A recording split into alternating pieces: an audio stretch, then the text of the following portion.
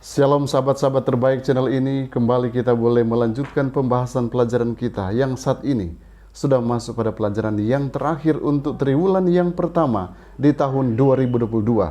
Judul pelajaran kita ialah Peliharalah Kasih Persaudaraan.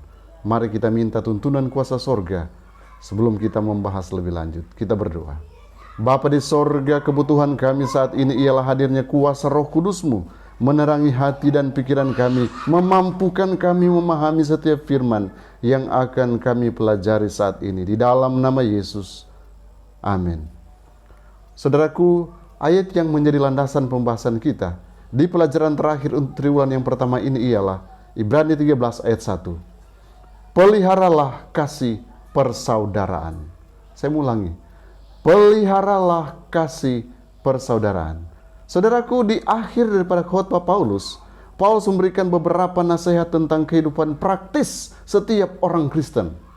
Dan ini adalah kehidupan yang harus dihidupkan oleh orang-orang Kristen setiap hari. Dimulai dengan bagaimana seharusnya kita bersikap setiap hari saat pandangan kita tertuju kepada Yesus.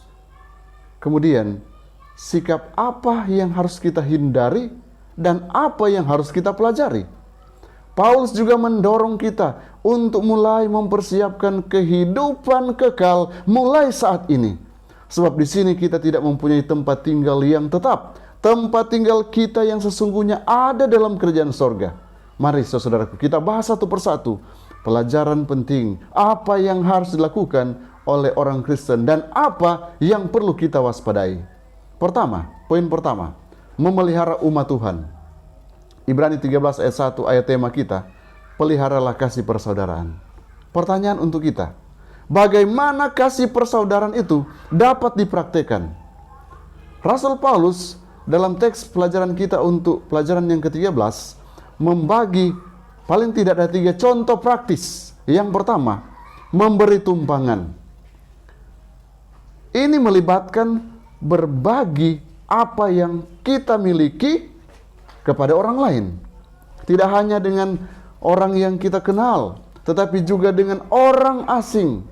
Paulus mengingatkan kita bahwa Abraham dan Lot menjamu, bahkan menjamu para malaikat. Ini luar biasa saudaraku. Jadi poin pertama, memberi tumpangan. Sudahkah kita membuka hati kita, membuka pintu rumah kita untuk siap memberi tumpangan kepada siapa saja?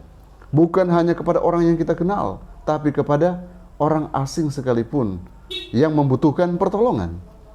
Kemudian yang kedua, dengan mengingat para tawanan dan orang-orang yang dianiaya. Ini mengidentifikasi diri kita dengan mereka, berdoa untuk mereka, dan menawarkan dukungan fisik dan emosional. Saudara, perhatian kita terhadap orang-orang yang membutuhkan pertolongan penting. Kenapa penting? Oleh karena ini adalah tindakan bagaimana kita memelihara kasih persaudaraan.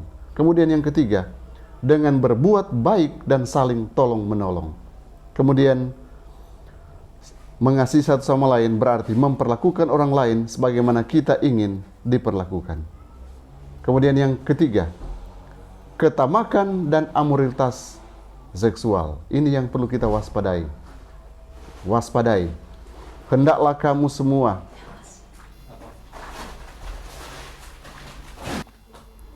Oke, jadi poin selanjutnya yaitu ketamakan dan amoralitas seksual. Ini yang perlu kita waspadai.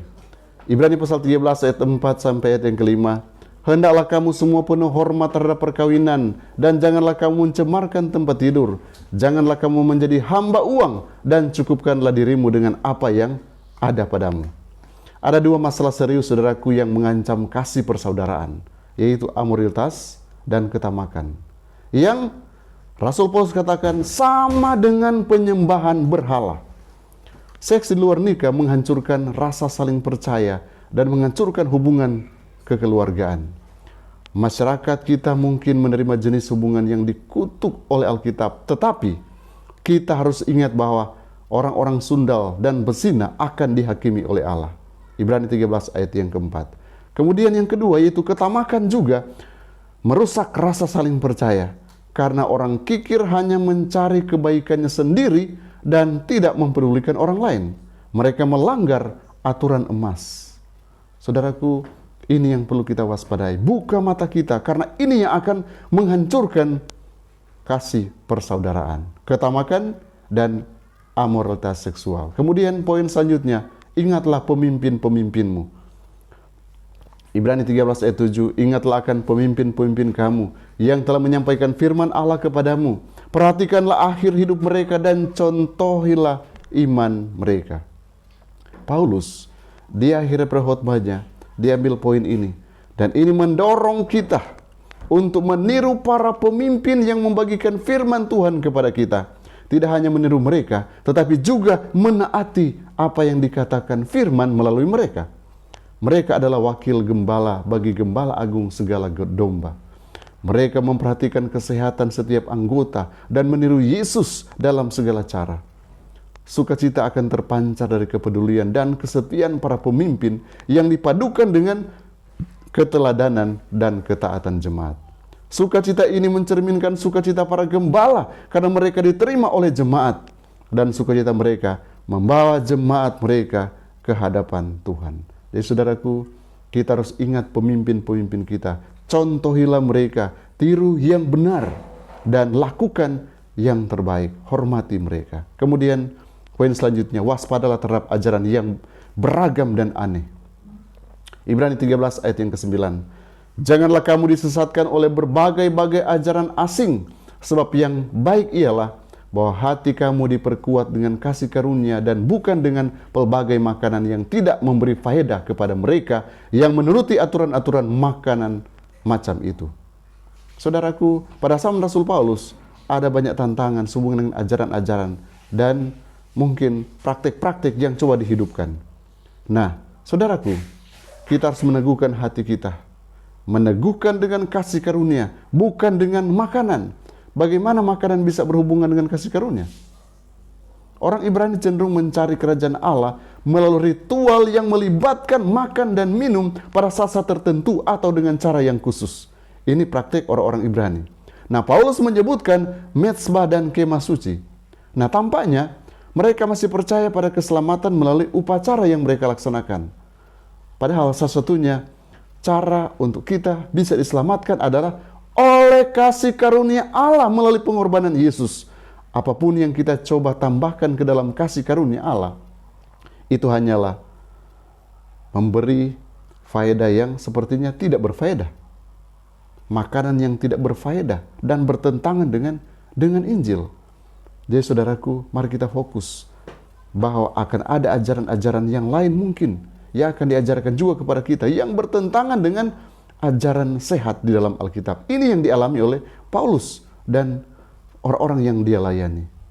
Makanya dia fokuskan perhatian para pendengarnya dengan mengatakan, satu-satunya cara untuk diselamatkan adalah fokus kepada kasih karunia Allah melalui pengorbanan Yesus Kristus. Mari kita juga fokus kepada kasih karunia Allah. Yesus sudah mati untuk saya dan saudara karena dia mencintai saya dan saudara, dan dia rindu saya dan saudara boleh diselamatkan.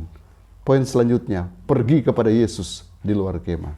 Ibrani 13 ayat 13, karena itu marilah kita pergi kepadanya di luar perkemahan dan menanggung kehinaannya. Oh saudaraku, apa yang dimaksudkan oleh Rasul Paulus adalah hal praktis yang perlu juga kita perhatikan. Segala sesuatu yang kotor, tidak bermoral, atau tercela harus dibuang dari perkemahan. Misalnya, sisa dari beberapa korban. Ada sampah organik, Ulangan pasal 23 ayat yang ke-13. Penderita kusta dan najis, mereka disingkirkan. Penghujat, dan lain-lain sebagainya. Karena ini lambang perbuatan dosa. Dilempar keluar dari perkemahan itu memalukan, saudaraku. Yesus mengambil rasa malu itu pada dirinya dengan disalibkan di luar perkemahan. Paulus mengingatkan kita bahwa jalan kepada Tuhan adalah jalan penderitaan dan rasa malu. Seperti yang Yesus katakan dalam Matius pasal 16 ayat yang ke-24. Dengan berjalan di jalan ini, kita meninggalkan perkemahan yang rusak dan menuju kota yang akan datang. Pena inspirasi dalam buku The Sons and Daughters of God, 13 Oktober, berkata, persatuan antara Kristus dan umatnya haruslah hidup, benar, dan tidak pernah gagal. menyerupai persatuan yang ada antara Bapa dan Anak. Persatuan ini adalah buah dari berdiamnya Roh Kudus. Semua anak Allah yang sejati akan menyatakan kepada dunia persatuan mereka dengan Kristus dan dengan saudara-saudara mereka. Mereka yang dalam hatinya Kristus tinggal akan menghasilkan buah kasih persaudaraan. Mereka akan menyadari bahwa sebagai anggota keluarga Allah, mereka berjanji untuk memupuk, menghargai, dan melestarikan kasih dan persekutuan Kristen dalam roh, perkataan, dan tindakan. Oh puji Tuhan saudaraku, oleh karena pelajaran saat ini mengingatkan kita kembali untuk tindakan nyata kita, kehidupan praktis yang harus dihidupkan oleh umat-umat Tuhan di akhir zaman ini. Marilah kita menjaga roh persaudaraan ini, kasih dan persekutuan Kristen dalam satu roh, melalui perkataan yang kita ungkapkan adalah perkataan Kristus. Tindakan yang kita hidupkan adalah tindakan Kristus. Dengan demikian, kita bisa menyatakan kepada dunia bahwa kita adalah anak-anak Kristus. Mari kita berdoa. Bapa di sorga, terima kasih oleh karena penyertaan yang sempurna, sehingga kami saat ini boleh mempelajari, memperdalam kebenaran firman-Mu. Mampukan kami untuk memahaminya, mampukan kami untuk mempraktekannya. Biarlah Engkau perjelas hal-hal yang mungkin belum kami dapatkan, kami belum mengerti. Tuhan akan tambah-tambahkan roh, sehingga kami boleh memahami dan mempraktekkan dalam kehidupan nyata. Ini doa dan permohonan kami dalam nama Yesus. Amin. Tuhan Yesus memberkati kita semua. Shalom.